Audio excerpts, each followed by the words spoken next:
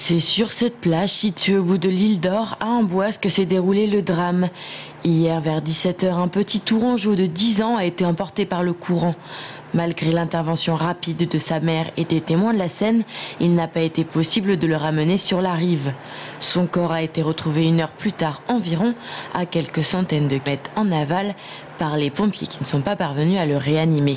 Voilà, un enfant qui n'a pas forcément encore toute l'aptitude physique pour pouvoir lutter contre des courants aussi forts. Mais encore que des adultes se font surprendre, même nous en tant que plongeurs, on est surpris des fois de par les courants très forts. Il y a beaucoup d'épaisseur de sable, et puis des fois il y en a beaucoup moins. Donc cette différence d'épaisseur de sable qui par le courant se déplace fait qu'on peut être en marchant dans l'eau à 50 cm d'eau très bien, puis d'un seul coup se retrouver enfoncé. C'est pas des sables mouvants non plus, mais ça peut être très dangereux. On rentre dans un cercle vicieux puisqu'on va essayer de forcer pour essayer de regagner la berge.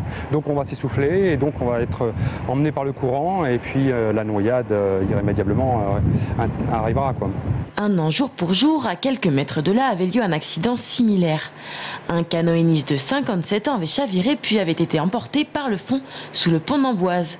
Depuis le 1er juin, plus de 170 personnes en France sont mortes noyées en eau douce, soit en moyenne 3 par jour.